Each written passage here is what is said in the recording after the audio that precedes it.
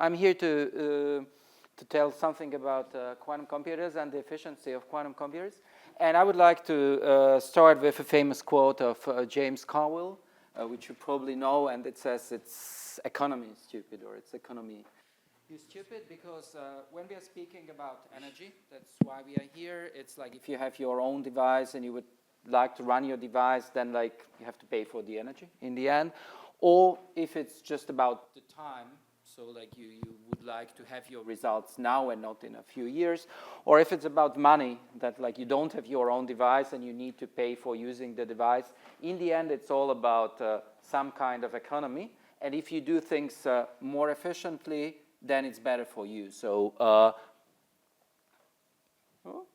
okay. So basically, the less you compute, the less we have to compute, the less energy, time, and money we'll need. So this lecture will focus on like how to use quantum computers efficiently on a let's say meter level. So I'll continue with another quote of Richard Feynman, who was probably the first one bringing up the idea of a true quantum computer, saying nature is classical, and if you want to make a simulation of nature, you'd better make it quantum mechanical. And it's a wonderful problem because it doesn't look so easy. And we know very well it's not easy, because if we look on the quantum computers of today, if we want to simulate nature, so let's say do some quantum chemistry, so they probably can do something like this. No, that's something we all experience. It's running quite well. Like if you try, which I tried with my students, of something like this, then it's like it's reasonable. It's not really good, but it's reasonable. But if you have the stupid idea of trying something like this, then you end up in something like this. So there is another famous quote, but I don't want to mention the author of the quote, saying that like now current quantum computers are just overpriced random number generators.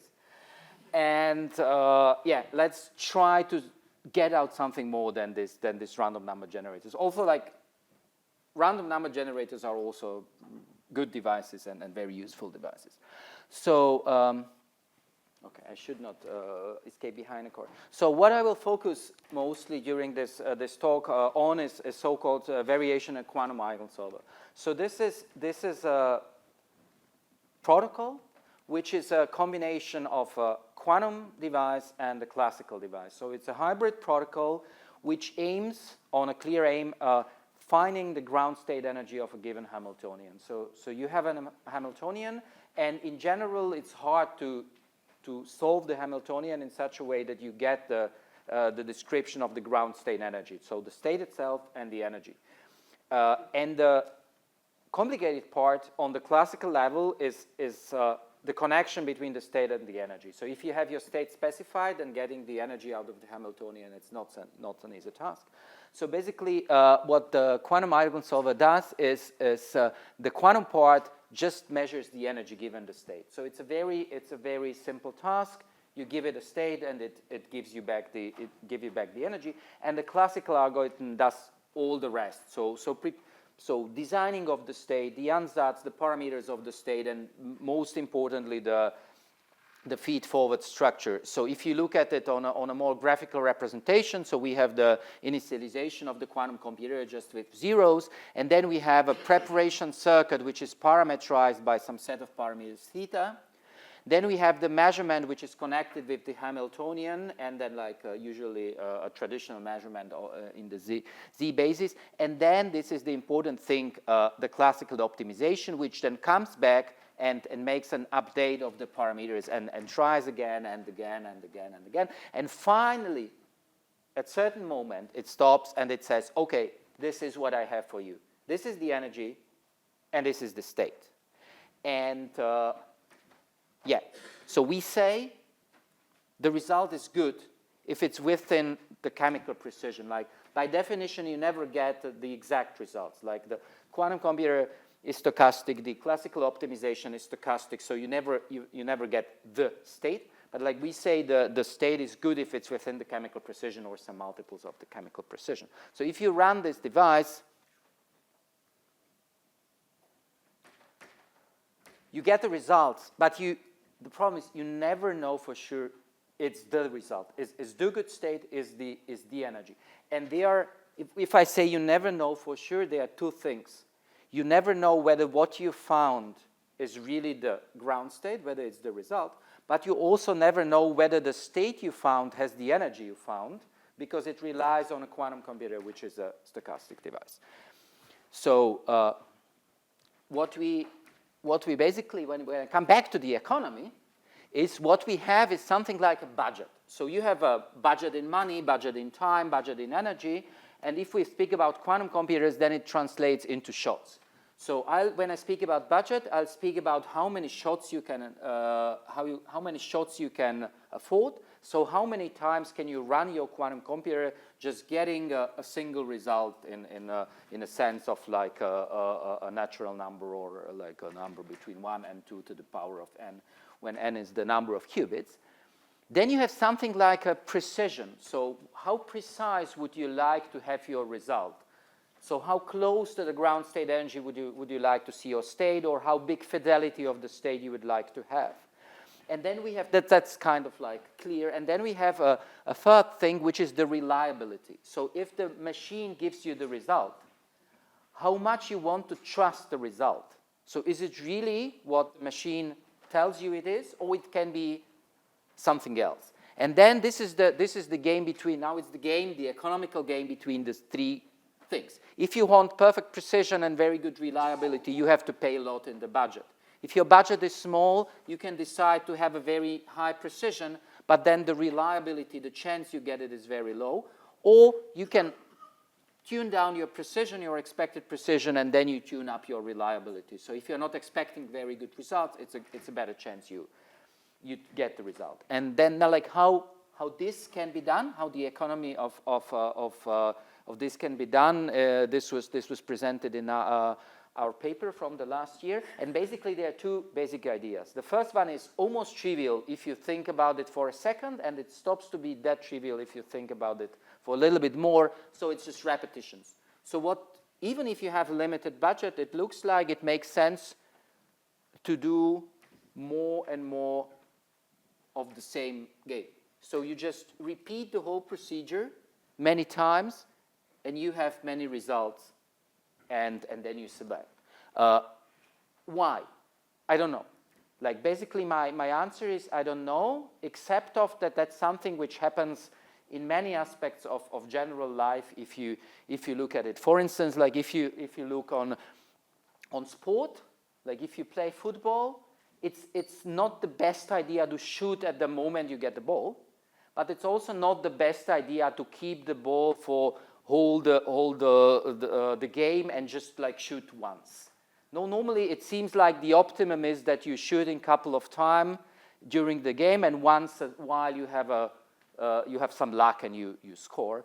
The same thing happens, like many of us are quite young here. If you apply for jobs or if we apply for projects, like it doesn't really make sense to just write one application which will be perfect and you hope you get it. Most probably you don't. But it also doesn't really make sense to, to write hundreds of applications, because then you cannot really put effort into applications, and it's like you don't get anything in the end. So there is somewhere the optimum, and it looks like in these like hybrid quantum machines, the optimum is there as well. And the question is how to find the optimum. So first, before we can start searching for the optimum, we need to know something about the device. So we need to benchmark the device. This is something which you do only once. So you run the optimization with different budgets and see how good it is. So see what you can get out of it. Then you have to see how many resources you have. So you look into your project and you see how much you can pay IBM or whoever for running the devices or the HPCs. And then you have to set your goals. These goals need to be realistic. So what kind of precision, what kind of reliability you want. And you will get your chance. Might be bigger, might be smaller, depending on what's your budget and what are your expectations. So to proceed, I'll show you some showcase examples. So that just to be transparent, these are run on a very simple system of a hydrogen molecule with this given Hamiltonians. For that, you need to run this kind of qubit, this kind of circuits which are only run on 2 qubits, and basically this is the parameterized circuit, which is then either measured directly or measured after 2 Hadamard gates. So if we start to benchmark the optimization method, so it was an SPSA numerical optimization method. So the first thing you can think about is like, what chance do we have if we don't run the method at all? So if I just wildly guess a state, so what is the chance it's a ground state of the Hamiltonian? I guess normally not very much, but let's keep it as a parameter of the method, because in some other cases it might be not negligible. Then the other parameter, which is more interesting, is the all-in parameter. So if you would have infinite budget, if you let the method run as long as it can, etc., at some moment it will not give you anything better. So what's the chance you get the best result? You would expect it's 1, but the reality is not. Like these are stochastic methods. These tend to end up in local minima, etc. So this is a very important parameter, saying like if you run long enough, what's the chance of getting a good result? And the first one, this might not be a single parameter. It's kind of a trade-off, like between this nothing and this reasonable. So how much better I'm getting by adding more and more shots. And it looks like you can be very simple in this benchmarking. So what we suggested is this kind of trivial equation, like the C is the wild guess stuff, and then the A plus C is the limit, and then we have just a single parameter B, which tells you how quick you are getting better with adding more and more shots.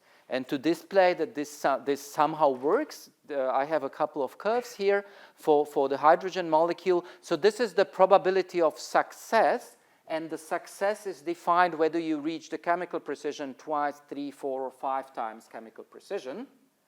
So it depends on what your success is, and this is your shots per experiment. So if you give from 20K to 400K shots to the method to run it, and you see that also like it's not exact, it's a very good approximation of what the methods do. So with adding more shots, you get more and more better results, higher probability, but it somehow saturates. Like here it's obvious, it's not that obvious, but it does saturate. And it's not that high. So for instance, for like 4 times chemical precision, it saturates around 50%. So here it's clear it would not make any sense to invest a lot of time and energy to run a single instance of the optimization method, because it tends to stuck. So like, of course, now we can repeat it, and now, of course, the obvious result would be, so if the probability of success of one run is this, then the maximum probability is achieved in this way. The thing is, it's not really the case. And why it's not really the case is that at the end you get a selection of results. So like this is 1, 2, 3, 4, 5. They all look very nice. But can you see which one is the best one? How can you see? No, like you go, you smell, you taste. So what we need to do is to make some proper measurement at the end. So basically the whole idea is that we run the optimization quick and dirty. Like you try to find something, then you find something, then you call down, and then you measure all the results you have to get really the best result. So you taste all the dishes and you select the best one there. And just to show you, so this is a rather trivial graph showing like if you know the ground state and you just let the computer measure the energy of the ground state, given this number of shots, what's the spread of the energy you get? So this is the chemical precision, and if you remember in the graph before, so this was on the order of hundreds thousand shots, what we would need. And here you see it's again on the order of hundreds of thousands of shots to get the reliable information within somewhere within the chemical precision. So it's comparable in a sense that like the amount you need to invest of getting the candidate is comparable to the amount of shots you need to really decide which of the candidates it's a good one. and that's the interplay we have to play. We have to decide first on how many repetitions, and second, how to distribute the shots between the optimization per se and then the final checking of the quality of the state. So basically this is the final formula, and I will only then present the graphs. So basically what we have is the probability, the naive probability, saying you on like what's the probability that one of your results is good enough. And then like we have some parameters, B is the budget, N is the number of shots used for optimization, M is the number of shots used for final checking, and R is the number of repetitions. That's trivial. And this PS, this depends based on the benchmarking on N, but then you only have a finite chance to correctly select the best result. So this is this gamma times max, and this gamma depends on this M of this final shotting. And this is the thing you are interested in, because if you have many results, you have to choose one and say this is your result. It doesn't really help you if you have a booklet of results and you believe that one of them is the right one, but you don't know which one. It's like when you're playing chess. No, you have to make one turn. If you have a set of turns which one of them is very good, it doesn't really help. No, like you have to select one. And so if we apply all this to the hydrogen molecule, then we get something like this. I just want to say, like, this looks like a lot of data points, but these are trivially to get. Once you have the parameters, then it's just like this is a very trivial combination.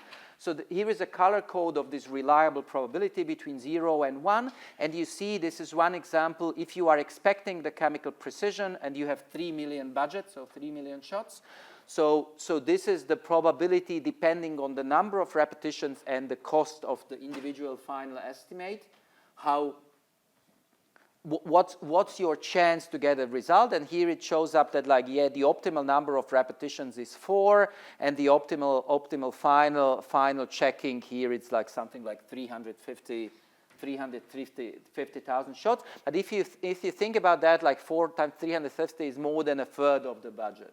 The same here, if you have 1 million budget, but you are happy with 3 times chemical precision, so your expectations are lower, then the optimal situation is make 5 repetitions and have something like 80K final checking. But again, this is like almost a third of the budget. So it's like definitely not negligible, the investment into the final checking. And I would only like to mention that, like, here is also the 0 line. So if you don't do final checking and just randomly or just select the result based on the actual result you got from the minimization procedure, and you see that the results are pretty bad. So you don't really get a chance to get a good result. And of course, like, you can aggregate these graphs for different budgets and different precisions.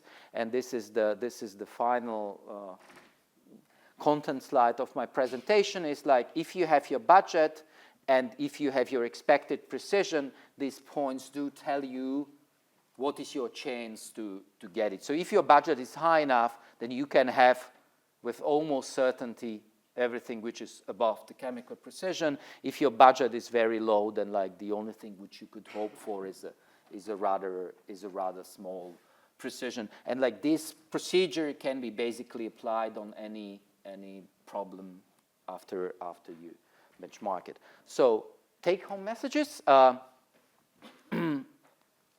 So nowadays, quantum computers, as it looks like, they are not really good. So we can use them for simple quantum tasks like estimating the energy. The classical computers do the rest, but, like, running the optimization procedures are also stochastic, or, like, the good procedures are stochastic. The deterministic procedures don't run well. So if we want to save time, energy, and whatever, we have to optimize the number of shots of the quantum computer. And so how to do it the best? It's first you repeat your procedures reasonable number of times, and the second you check your results to know to properly select the results you would like. Okay, and the very last slide saying, like, if anyone would be interested, we have openings in the Institute of Physics, Slovak Academy of Sciences, both for PhD students and postdocs. Thank you very much for your...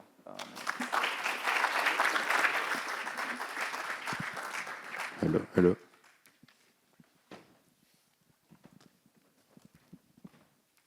Thanks a lot for the talk.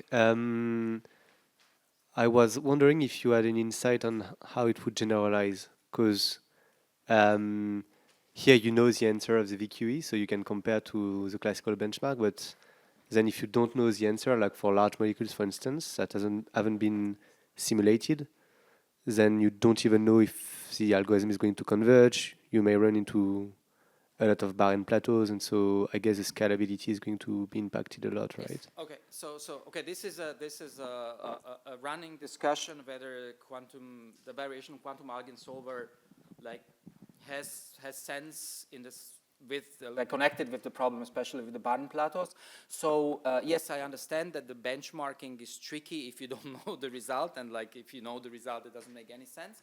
But like at least from the point of view of the spread, what you saw before, you can do the benchmarking. So like you see how the spread goes down, and you can use this one from benchmarking. There is a risk that you end up on the wrong place. For instance, with lithium hydrate, there is an issue that there is a state which is very good, and it's a product state.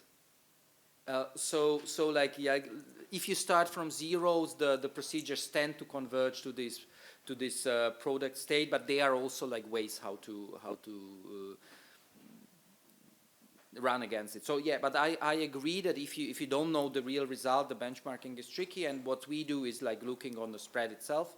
But of course, it can happen that we are aiming on a wrong result. But ultimately, this is something which doesn't have solution. If you don't know the classical solution, then there is no way to check whether your results, any method you use is actually good or not, except if you really, I don't know, like make the experiment in your lab and have chemical substance